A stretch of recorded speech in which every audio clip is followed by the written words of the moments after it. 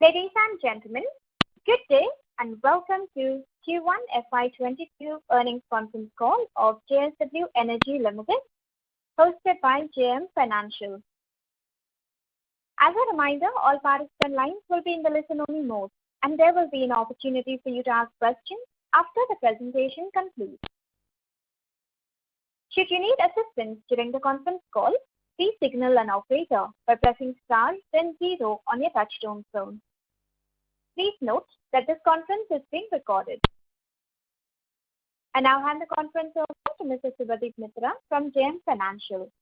Thank you, and over to you, sir. Thank you, Margaret. Good afternoon, friends. On behalf of JM Financial, welcoming you all to the Q1 FY22 earnings conference call of JSW Energy Limited.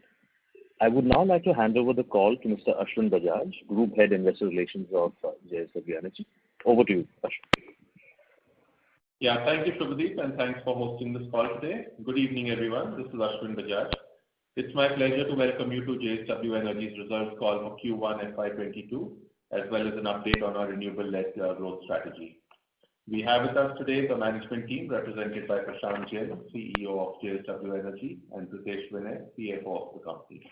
We'll start with the opening remarks and then open it up for Q&A. So with that, over to you, Mr. Jain.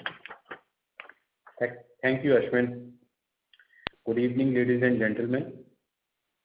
For the quarter gone by, there was a very robust power demand which we observed at a growth of 16.4% during the quarter, which was primarily due to the lower base effect, which was witnessed due to the lockdown in the year gone by, and which was moderating over a period of time.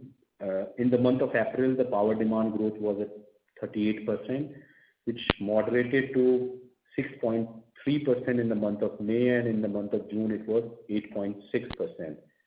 Again, in the month of July, the power demand has been growing at the rate of over 13%.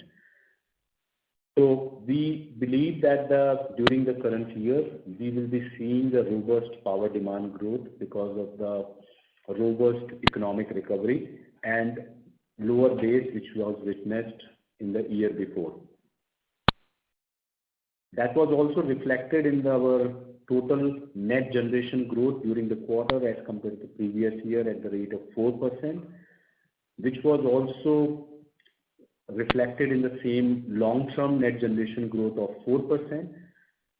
The thermal generation was up by 13%, but the hydro generation was lower by 15% due to the lower availability of the water, because of which the EBITDA was almost flat, but our profit after tax was higher by 23% if I remove the exceptional item, which is 92 crore higher cost, which was primarily due to the green bond which the company has issued.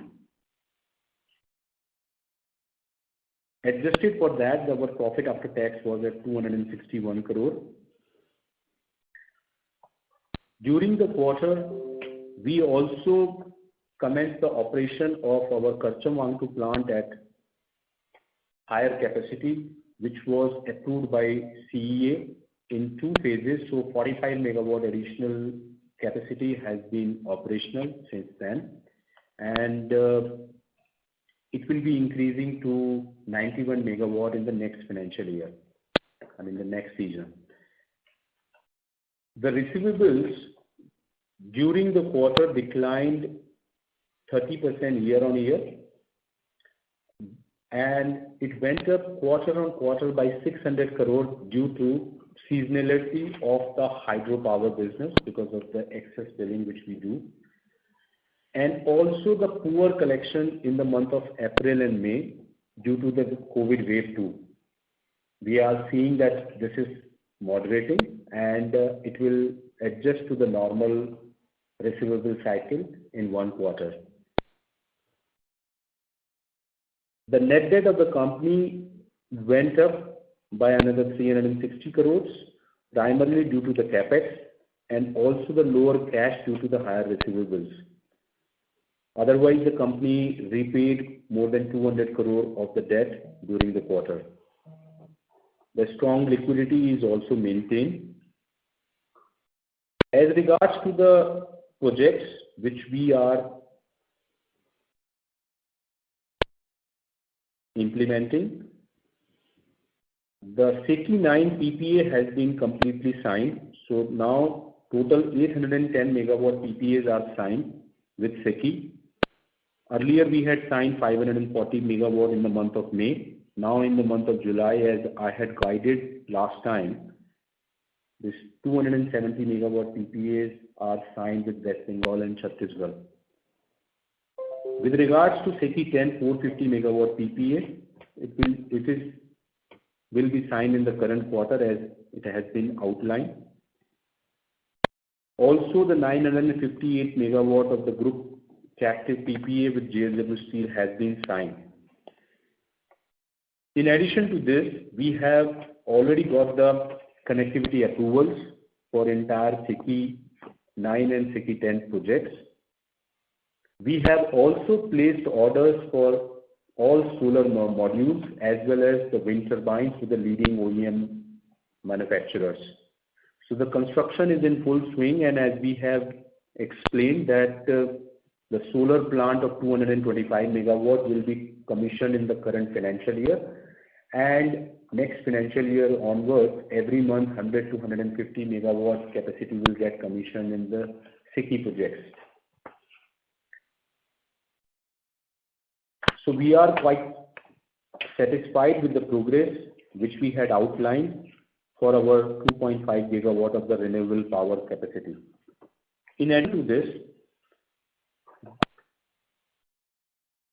there are the two developments which are there in the renewable business. Number one, we have yesterday signed a collaboration agreement with FFI, which is a 100% subsidiary of FMG Group, which is a listed company and a large iron ore producer and exporter, having a close to $80 billion market cap with a more than $5 billion of net income, with a strong liquidity cash flow. This company has been working relentlessly for the green hydrogen and green ammonia projects for industrial application and mobility. JSW Future Energy and FFI have joined together to bring large pool of capital and industrial application and technology together to build green hydrogen and green ammonia for various industrial application and mobility in India.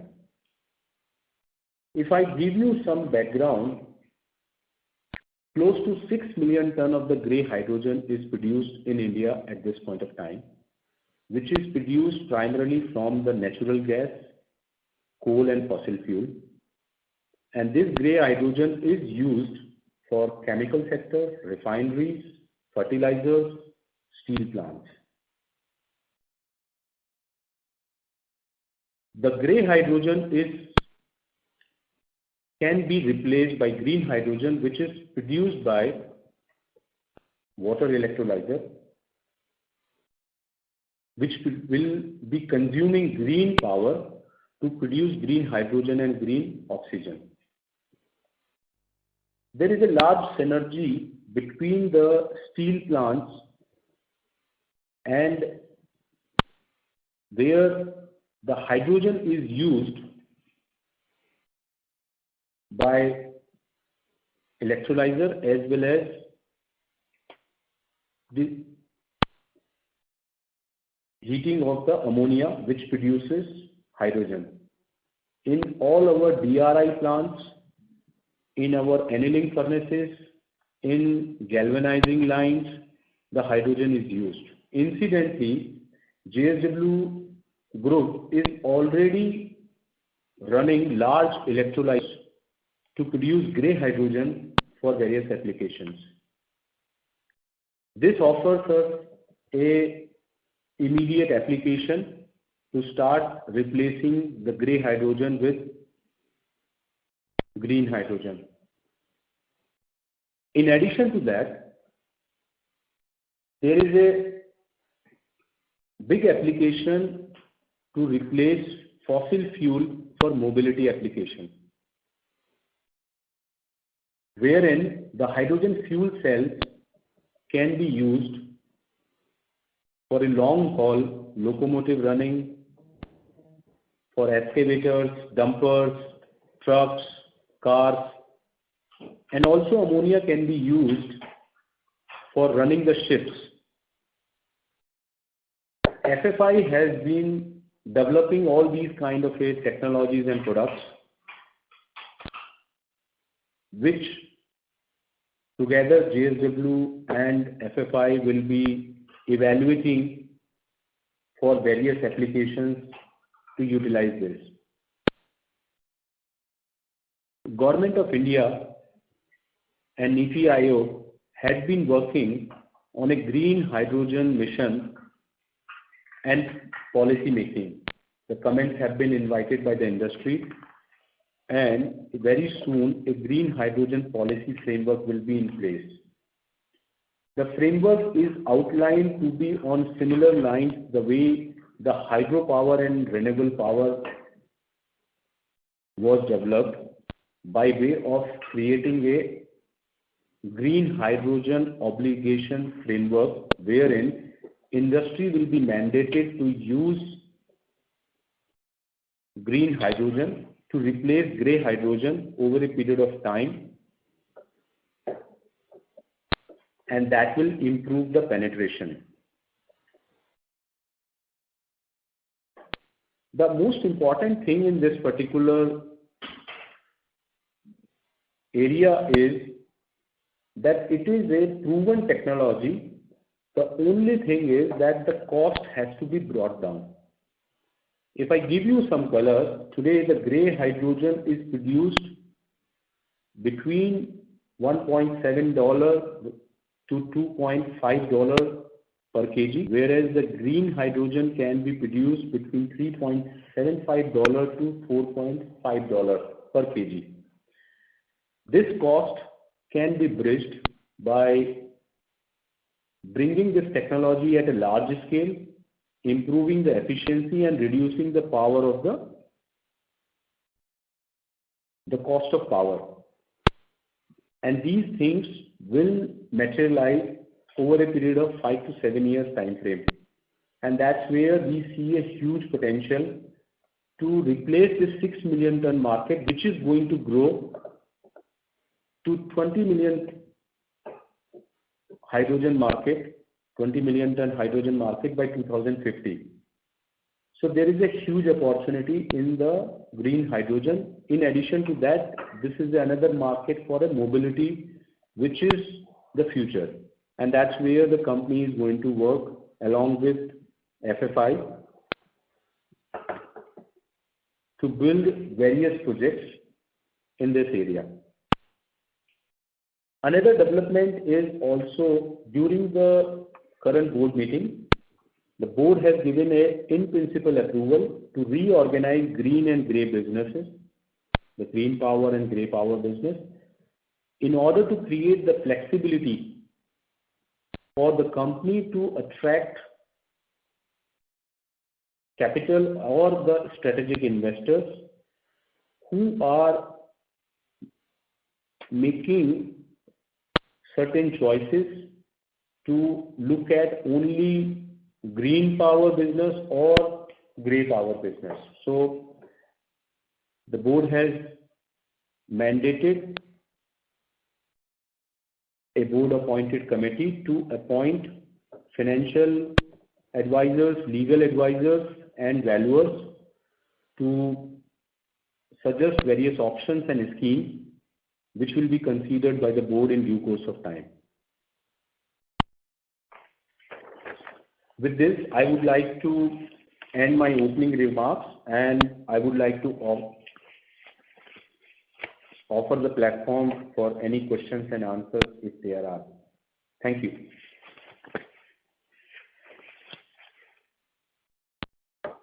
Operator, over to you for questions. Thank you very much. We will now begin the question and answer session.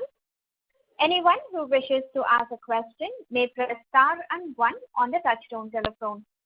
If you wish to remove yourself from the question queue, you may press star and 2. Participants are requested to use handsets while asking a question.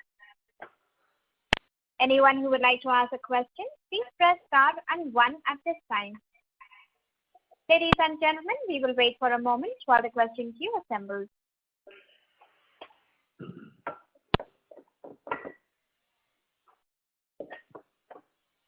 The first question is from the line of Aniket Mittal from Motilal Oswal Financial Services. Please go ahead. Yes, thank you for the opportunity. My first question, sir, is on the green energy technologies that you're looking at.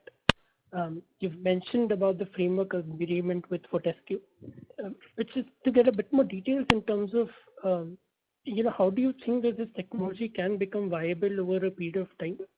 And secondly, in terms of, the capital expenditure itself, is there any capital commitments that you're looking to make on this technology?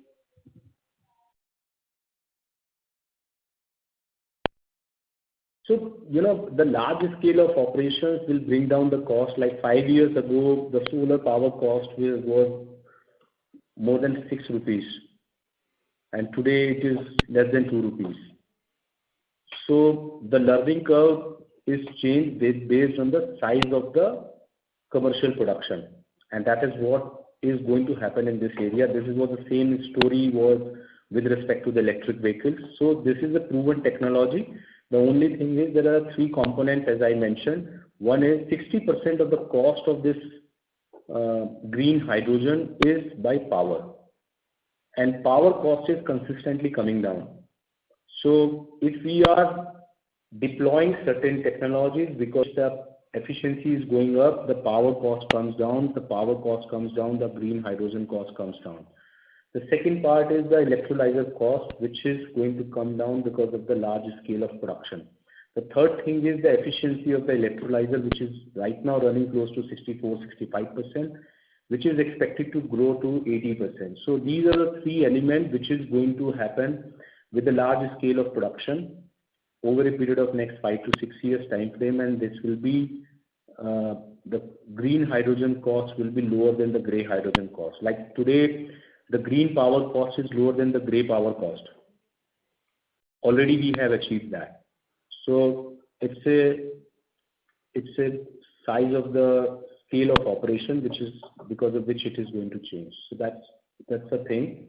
And with regards to the capital expenditure, just to give you an approximate color, the cost of the green hydrogen electrolyzers today are in the range of $600 to $700 per kilowatt hour, which is going to go down by 80% in next 10 years time frame based on the estimates which has been done. So that's how the learning curve is being projected, and so the costs are going to be at par in next 5 to 7 years time frame. Until that time, these things will get mitigated by way of a RPO obligation or green hydrogen obligations. Like 5 years ago, the solar power was sold at 5 rupees, 6 rupees, and there was a solar power purchase obligation because of which there were the PPA agreements which were there. Similarly, the green hydrogen purchase agreements will be coming up, and then in 5 years time frame this cost will be coming down. So these are with respect to the industrial application, which will be in the refinery and the fertilizer space. Then mobility area, it may be taking little time, but we believe that the large scale operations like mining and locomotive, ship, these are the areas where it will be economically viable in probably 4 to 5 years time frame. Okay, sure. And just to confirm, sir, on this agreement with Fortescue, does this involve any capital commitments right now? I mean, let's say over the next couple of years, or I understand it's still more of an assessment process that we're doing. But in the next couple of years, would this entail any sort of capital investment or commitment? Yes, absolutely. It will be coming as soon as we complete our scoping exercise. There will be various projects will be conceptualized, and then that will be presented before the respective boards, and then boards will be deciding to look at those opportunities and evaluating it, and then considering those capital commitments. As and when the respective boards of both the companies consider that, we will be informing to you. Okay.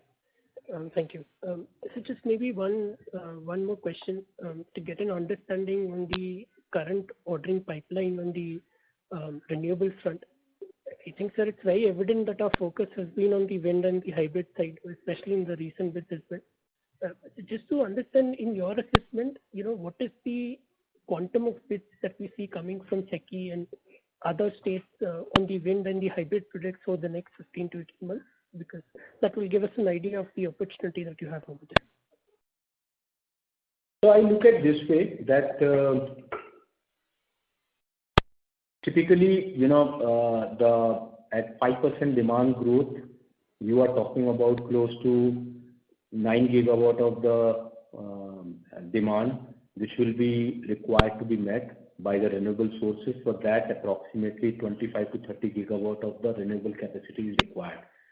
So that's the kind of a quantum which I see that various agencies will be coming every year. And particularly on the wind or the hybrid front? It's very tough for me to tell you that how much will be hybrid and how much will be standalone, but on a consolidated basis, you can consider 25 to 30 gigawatt per year. Sure, that is helpful. Thank you, and I'll join back in the queue. Thank you. Thank you. Anyone who would like to ask a question, you may press star and 1. The next question is from the line of Shubhadeep Mitra from JM Financial. Please go ahead. Yeah, thank you. Sir, with regard to the earlier question where you mentioned that one can look at a 20 to 30 gigawatt kind of annual pipeline in terms of tenders, based on targets. In your opinion, given that have basic custom duty and ALMM, which will come into force from next year, would you perceive any short-term capacity constraints that can come up, given that domestic solar manufacturing capacity is probably limited to 6 or 7 gigawatts? So there are two ways to look at this situation. Number one is that you can still import panels, but then the price of the panel will be higher, and that will reflect in higher tariff in the bids. And that is what you might have seen and observed, is that the tariff which was secured before this announcement of 40% duty, the tariff of in the bids was close to 2 rupees, rather it was 1 rupee 99 paisa, which went up to 2 rupees 43 paisa. So there is effectively 21% increase in the tariff which has already happened, and which is reflection of the higher duty, as well as there are new capacities which are coming up for manufacturing panel in India, wherein the cells can be imported where the duty on cells is lower than the panel. And also there is an incremental cell manufacturing capability which are also coming up, which will be on stream in production in calendar year 22, and will be importing wafer, and where the duty is 0. So it's going to be a hybrid situation where some capacity will be imported in the panel form, some capacity will be imported in the cell form, and panels are manufactured in India, and some capacity will be in the form of import of wafer, and cell and panel is manufactured in India. So because of which this blended tariff will be arrived, which is what you are seeing, at 21% increase in tariff. We need to really see how the domestic capacity is ramped up. I believe that with this duty, the ramp up in the capacity will be pretty rapid, and but there will be a upward pressure on the tariff on the solar power in time to come. Understood. Thank you for the explanation. Secondly, as you mentioned that with, tariffs starting to move up, my understanding was that the reluctance from many of the discoms to sign solar PSAs was because of the race to the bottom in terms of tariffs, and everybody wanted to wait for the, next tender, which started giving up maybe a slightly lower tariff. So given that now that trend has reversed, are you seeing, some kind of traction in incremental PSAs getting signed? So I believe that they will be getting signed now because that was the problem which was happening in solar PPA. And I don't think tariff is the problem, it's the trend and fluctuation is the problem, and that's why you can see that 810 megawatt of our SECI 9 PPA, 100% of the capacity is tied up and PPAs are signed, and it in the shortest span of time, which was not even seen in the solar bids. So it's more of the fluctuation and more of the variation. That is what has been a deterrent in signing of the solar PPA, which I believe will be signed because the tariff will start moving up. Understood. So just last point of clarity is on the SECI 9 PPA signing where you're mentioning the back-to-back PSAs with the respective discoms have also been signed. Absolutely. They have been signed and made effective. Correct. Thank you so much, sir. That's it from my side. Thank you. The next question is from the line of Mohit Kumar from DAM Capital. Please go ahead. Yes. Good evening, sir. And congratulations on decent set of numbers and a number of the new initiatives which you have taken. So my first question is, sir, we have chalked out 10 gigawatt target till FY20. In this particular 10 gigawatts, sir, how much is expected to be captive PPA? And second is, the related question is, how are you pricing? So firstly, it is not 10 gigawatt. We are talking about 20 gigawatt capacity by FY30. Second is, it's all PPAs are tied up by a competitive bidding, whether it is captive or whether it is third party. And we have to participate, and we are not sure whether we get it or we don't get it. So captive also, it was not our choice to get it from JSW Steel. It was a competitive bid which was organized by JSW Steel, and we participated, and we became L1 and we got it. The SECI bids also we secured because we became L1. So it is not in our hand. How do we get it? Understood. During the quarter, sir, operational Karcham 1, 2, the capacity went up to 1,045 megawatts. So are you selling the excess capacity in merchant market, or is it under the cost plus life? So these are the bilateral agreements under which we are selling, and we will be signing up a PPA in due course of time. This 45 megawatt additional, right? This is additional over and above the PPA. Yeah, you heard me right. Yes, sir. Lastly on this, sir, on the hydrogen, this agreement with FFI is exclusive to us, and are you willing to pursue the PLI scheme which most likely will come up in the next 8 to 9 months, especially in the electrolyzer? So we are not talking anything about the manufacturing. Okay. Understood, sir. Thank you, sir. That's it. Thank you. Thank you. Thank you. The next question is from the line of Swarnim Maheshwari from Edelweiss. Please go ahead.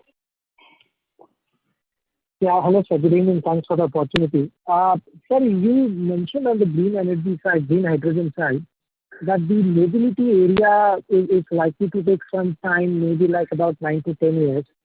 And now, on the other hand, that we are just witnessing that there is the ramp up of the EV that we are looking at.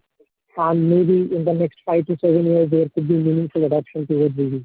So, just wanted to understand your thoughts on this one, that whether both the things will coexist or the green hydrogen kind of threatens to eclipse the EV side really. Thank you for your question. See, right now, we need to understand one part is that this is a proven and established technology which is already prevailing to produce green hydrogen, and there is a market which is available in the country. So there are the two asks in the current environment. One, has to be a policy environment for developing this technology on a mass scale for replacing the grey hydrogen. So that's one side which I have explained, that the way the grey power was replaced by the green power by a policy intervention with a purchase obligation, the same way the new policy framework is being institutionalized, and Government of India has already started the consultation and stakeholder consultation has started, and probably we can see in next 12 to 18 months time frame that policy will be in place. Second thing is to reduce the cost, which will be happening by increasing the size of such market, because then only the commercial production and more investments are going to come up in this area, and that will be reducing. And that's why I said that with these two initiatives, in next 5 years time frame, the green hydrogen will be at the cost parity with the grey hydrogen. So these are the two sides on which it will be working, and we will have to be this space will be evolving the way you have seen the renewable power has evolved, or the way you have seen the electric cars have evolved. Electric cars were not economically viable 6 years ago. Today they are economically viable, and you can do the commercial production and then you can sell them. Same is the renewable power. So the same way it will be happening in the green hydrogen. In case of the mobility, it is going to take time, because you need to see the hydrogen is going into the fuel cell, and then fuel cell is generating electricity, and then that electricity is running the car. Okay. Now the technology is being developed that directly hydrogen the car is powered, or the engine is powered. Then the real efficiency will be coming up, and for that we believe it is going to take some more time. However, for certain commercial applications as well as the long haul mobility applications, it will be absolutely economically viable in 5 years time frame. Right. So that implies that basically both the things can coexist in say next 5 to 7 years.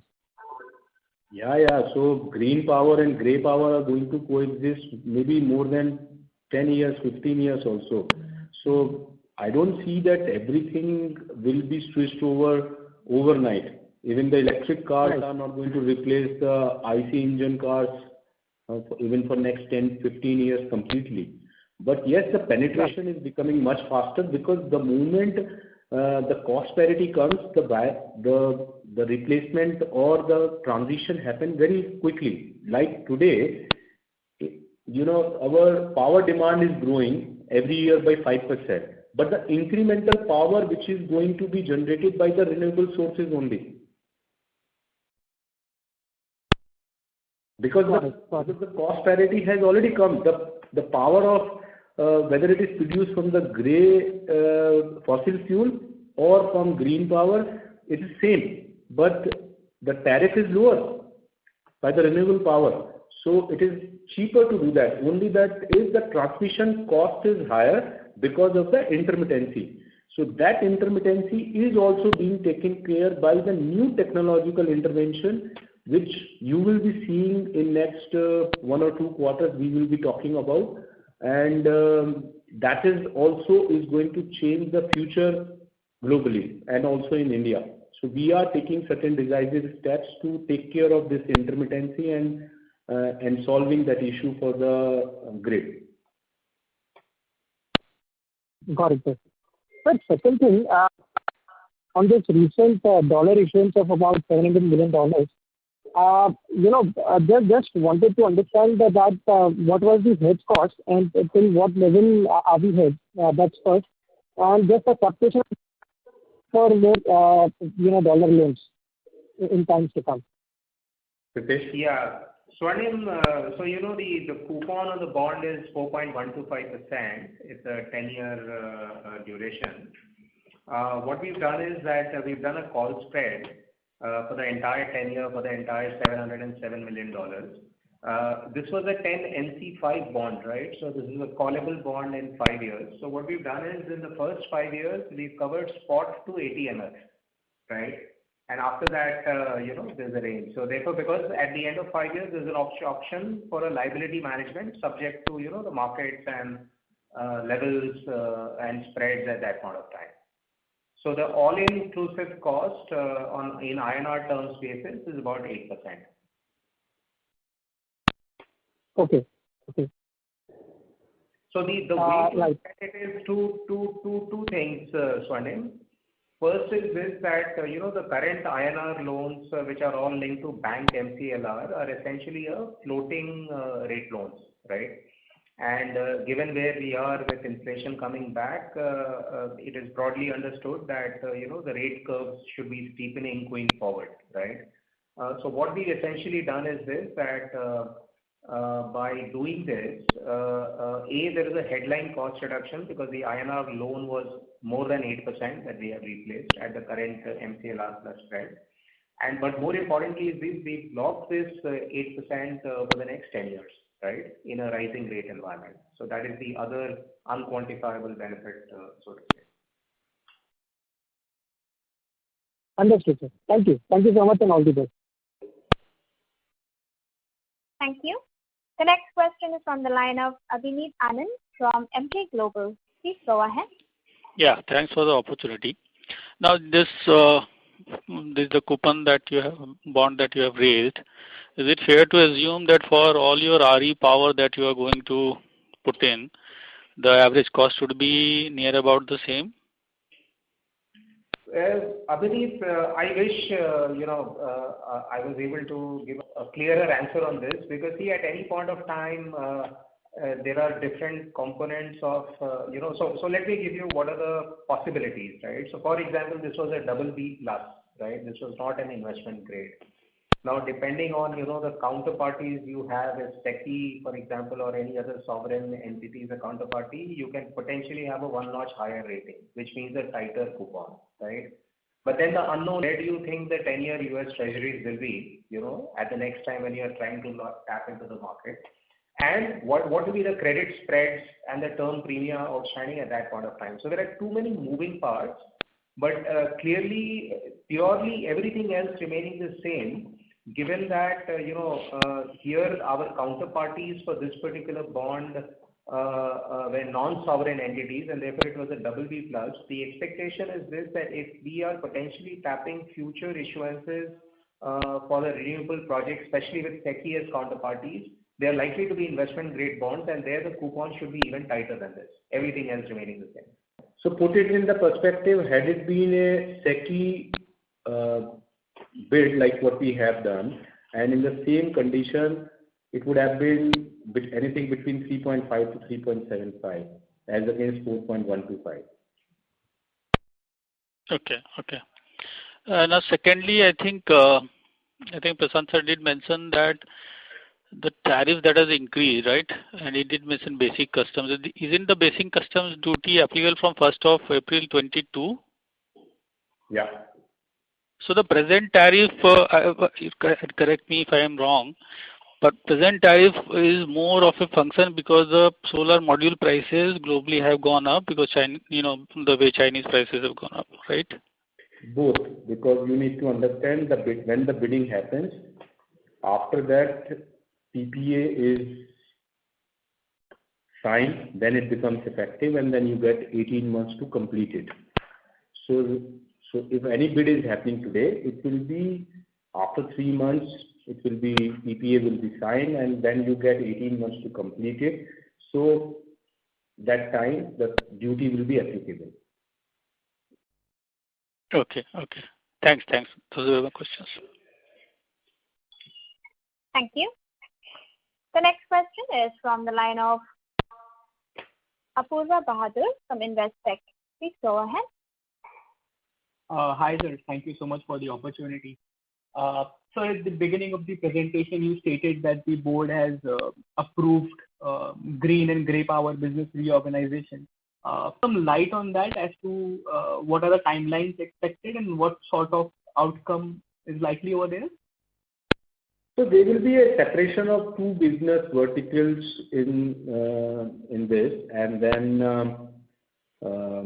which will be examined by various advisors. So we are expecting that in next 90 to 120 days time frame, the options will be crystallized and presented to the board, and then once board approved, then necessary steps which will be required to be taken will be taken, which will be various stakeholder approval, including lenders, shareholders, and maybe we need to go to the NCLT to do this reorganization or restructuring of the business. So that will be step A. Step B will be then at right point of time we need to decide that if any strategic investor is coming into the green power or any IPO of the green power business or demerger of green power and grey power. So there are number of options which are on the table, and we will be evaluating all those options in due course of time. For that, we are keeping first the structure ready and with all necessary approval in place, and then accordingly all those options will be tapped. Yeah, Apurva, if I may add to that, so additionally to what Prashant mentioned, see, essentially, because you also asked what kind of scenarios can be likely, it will be a bit premature to comment on that because when this evaluation, so the board's approval is to evaluate various options to reorganize and go into the merits of each of those options, right? What are the transaction costs? What kind of approvals, etc. There are stamp duty, tax implications, there are compliances with Companies Act, SEBI, LODR requirements, etc. So a very holistic view has to be taken. So all that we have got an approval at this point of time is to go ahead and start working with advisors, etc., to start evaluating the merits and demerits of various options. Once we've completed that exercise, as Prashant mentioned, we'll go back to the board and present. And at that point of time is when, the things that Prashant was talking about will kick in, right? So I just thought that I'll make that very clear. And however, from an intent point of view, there is absolutely no ambiguity because today, if you look at our corporate structure, we have JSW Energy, and then we have Hydro as a separate 100% owned sub. We have Future Energy as a 100% sub, which is basically the vehicle at this point of time, but for all the wind and solar initiatives. So what is the most efficient way to house potentially all of them together so that if there is an opportunity to get a potential investor for all the exposure to the green assets only, one can have the flexibility to do that. So thought process, But I just wanted to make it very clear that the approval now is to start evaluating various options and go into details of the merits of multiple options available. Yeah. Understood. And hydro assets will sit in green power, right? So again, so the point of giving my previous answer was this, that it is premature to preempt what is likely to happen. The idea is what are the pros and cons of different optionalities, and is it that route the board would want to follow, right? So I would not want to preempt the discretion of the board at this stage by trying to second guess what is likely to happen. Yeah. Okay, sure. No worries. Thank you so much for that. Just one more question on our agreement with FFI. Now I understand it's more of a long-term bet, and we are seeing the way this cost of green hydrogen goes. But hopefully it falls to the range where it becomes viable. Then what sort of business model are we looking at over here for JSW Energy? Apurva, you were not very audible. Can you please repeat the question? Sure. So I was asking about our agreement with FFI. Now, once the cost of green hydrogen to the viable level, wanted to understand what sort of a business model are we looking at for JSW Energy over here? So, see, look at one thing is, it will be economically viable day one. But then, but the thing is that whether you are able to match the price with the grey hydrogen, then there will be no production of the grey hydrogen incrementally in the country. That's what it happens. Like you were producing the renewable power, it was higher than the grey power or the thermal power, but they were economically viable. But the tariff at which PPA was being signed was 6 rupees, 5 rupees. That is what I explained, is that the government globally as well as in India is coming up with the green hydrogen purchase obligation, in which the industry will have an obligation to purchase green hydrogen or green ammonia for various industrial applications. So there will be economic viability day one, whatever projects are undertaking. But in 5 to 6 years time frame, the cost of the green hydrogen will be at par with the grey hydrogen. At that point of time, all incremental capacities will be by the green hydrogen. That's what we mean. Okay, got it. So we will be looking at producing green hydrogen or supplying the power, green power, which is required for producing green hydrogen. Combination. It's a combination. Okay, so we'll be running the electrolyzers as well. Okay, okay, got it. Thank you so much, sir.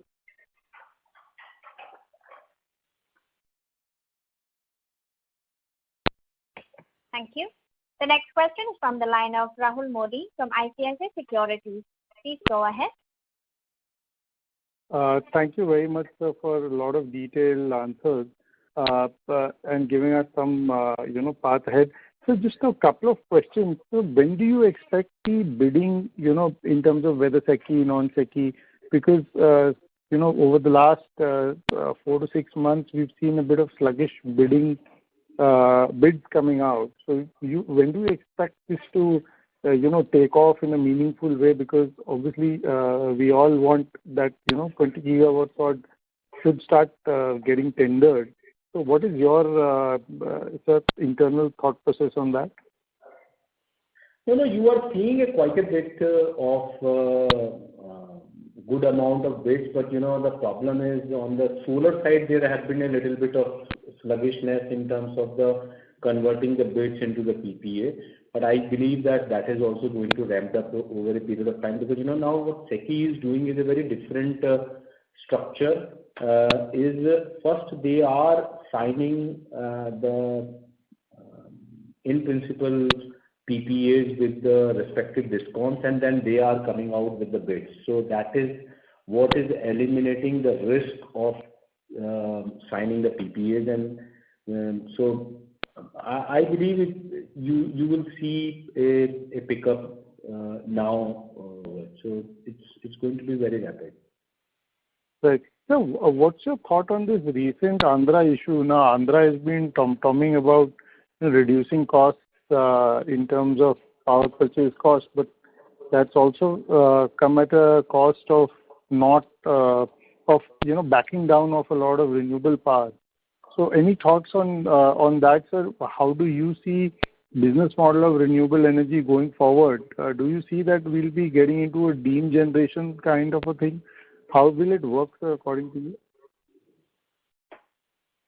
I look at this way, that all the power purchase agreement, they have a sovereign obligation documents which have been held by all adjudicating authorities in this country. And so I do not see any kind of a risk in any of the power purchase agreement which has been signed at whatever tariff it has been. There had been some hiccups by certain DISCOMs in the past, but eventually the law of the land has prevailed, and the people are getting the requisite relief from the higher adjudicating authorities. So that is what sometimes you face the challenge in a developing technology, like when you build a technology in when there is a learning curve which is happening and the costs are coming down, then certain authorities take a different view. But the way the PPAs have been structured, they cannot be reneged. That's the point number one. The point number two is that going forward, there are the 2-3 things which are happening. Number one, the new agreements which are being done is being done by SECI, which is a part of the Ministry of Power. That's number one. So, which is changing the quality of PPA. That's number one, which is happening. Number two, there are 2 structural reforms in this country are taking place and which are in the very advanced stage. Number one is the smart metering concept which is there, which is not only a metering for smart meter for tampering, for the theft. It is for implementation of a prepaid meter construct which will be implemented in next 3 to 5 years time frame in this country. That digital meter will be enabling that power flow will automatically stop if your meter is not charged by a way of simple mobile phone SMS. So that's point number one. Point number two is another structural reform which is Government of India is now pushing. The subsidy which is being announced by the state government to the DISCOM will be paid directly to the consumer. The moment this happens, then DISCOM will be having enough cash flow. These 2 reforms will change entire thing. You don't even need the privatization if these 2 things are taken care of. So the entire economics is also going to change in next 3 to 5 years time frame, in addition to the legal sanctity of the PPAs. Right, sir. Thank you so much, sir. Very, very helpful answer. Thank you very much, sir. All the best.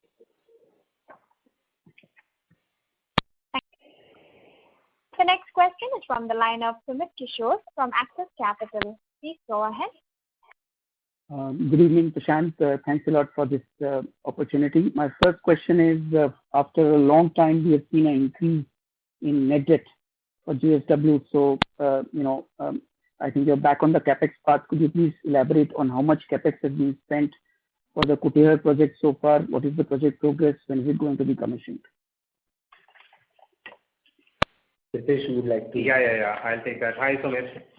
Sumit, on the capex side, on a lighter note, I just want to remind everybody on the call that I remember my very first call after moving to this role in the month of October of 2020. Prashant mentioning in the earnings call that we are at the end of the deleveraging cycle, and then 2 more quarters went by, the December quarter and the March quarter, and we kept on reducing the net debt, So that was on a lighter note. So yes, we are 2 quarters behind the curve and beginning to start re-leveraging. But on the Kutehr project specifically, so far we have already spent over 650 crores.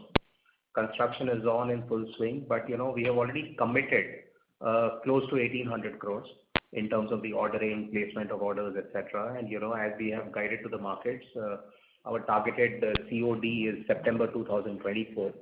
So we are reasonably and we are actually working on internal targets to commission well before that, but at least September 2024 does not appear to be at any risk whatsoever at this point of time. The project construction is progressing well. A lot of more than 30% of the tunneling work has already happened. All the faces, all the sites are open. All the civil packages are on in full swing. The electromechanical packages are also underway. So yeah, that's on the Kutehr side, Sumit. Sure. Oh, thanks for this. So the capex really went into this project, right, during the quarter as well? No. So we've also spent during the quarter, on the renewable projects as well, So I would say it would be a mix of both because, if we are saying that construction is on in full swing at the renewable sites also, we have already started spending money, especially on the solar projects. Starting from this quarter, actually, the current quarter, the second quarter, as and when they report, you will start to see higher capex outflow because as we've mentioned in the presentation and the release as well, that, for the solar panels, for example, the ordering is already done, right? But we have finalized orders for the wind turbine equipments. And during this quarter, we will actually start making advance payments, under the terms of the contract. So the cash outflow will start increasing materially starting from this quarter onwards. In fact, next quarter onwards will be good if you can start sharing the capital work in progress numbers for both hydro renewables, so that we get a better sense on progress. My second question is for the 958 megawatt group captive PPA signed, what is the tariff at which it was signed and who were the other bidders and what tariff did they bid at? I don't know what the other bidders had bid the tariff that JSW Steel can answer you that. And we have already disclosed our blended tariff for the entire 2.5 gigawatt of capacity. Sorry, what is the tariff for 958 megawatt? For the blended tariff which we have disclosed already is 3 rupees 30 paisa is the blended tariff for 2.5 gigawatts. Okay. So my third question is, there was a sunset of the SGD yesterday, and no new duty seems to have been announced to replace it. So how are you seeing, this interim period before the April 22, basic customs duty kicks in? So as I explained just now, there are the three models based on which every developer will be working. So as far as we are concerned, what projects we are undertaking, the panels are starting. We will be receiving the panel. First shipment will be arrived in the first week of September. So all our capacity will, whatever we are building at 225 megawatt, the entire panel will be received before December of current calendar year. So there will be no duty incidents as far as what has been announced so far. But in case there is a continuation of the safeguard duty or anything, it will be applicable to us. So, and going forward, as I have explained, there is a strategy which people are building. Either they pay 40% duty, they import panel, or they import cell and get the panels contract manufactured in India, or they import wafer and do the cell and panel manufacturing on the contract basis. So there are a lot of capacity which is getting built, and you can do the contract manufacturing or you can do all three. So there are number of options depending upon each developer that those strategies will be played out. Sure. And just to reconfirm, of the 2.5 gigawatt under construction, excluding the hydro project, what would be the mix between wind and solar now? Because these things keep evolving. So in this 2.5 gigawatt, 240 megawatt is the hydro, 225 megawatt is solar, and balance all is wind. Close to 2,000 megawatt is wind. Sure. So just my very last question. I attended a session by NITI Aayog where they mentioned that coal-based power capacity in the country, since it is so dominant, and thermal capacity, and used to step up production of blue hydrogen, as they called it, and utilize the fixed investments better before directly moving on to the green hydrogen economy. So do you have any thoughts around this? No, I am very clear that it is going to happen faster than anybody is thinking. Like everybody was thinking that the thermal power capacity will keep on adding in this country, but policy framework does not permit it, because based on the RPO obligation, even the DISCOM wants to buy power at 2 rupees and enter into a PPA, they cannot, because they have an obligation to increase their RPO obligation. So the direction is very clear. Number 2 is there is no capital available either from the lender or from the capital market to build such kind of a capacity. So the direction is very clear. It depends on individual to individual when they want to accept the reality. So, thank you so much and wish you all the best. Thank you. Thank you. Ladies and gentlemen, due to time constraints, that was the last question for today. I now hand the conference over to Mr. Subhadeep Mitra for closing comments. Thank you. On behalf of JM Financial, I would like to thank the management for this opportunity to host the call. I would now like to hand over the call to Mr. Ashwin Bajaj for any closing comments. Over to you, sir. Yeah, thanks, Subhadeep, and thank you everyone for joining us. Please feel free to contact us if you have any further questions. Thanks. Thank you. On behalf of JM Financial, that concludes this conference. Thank you for joining us, and you may now disconnect your line.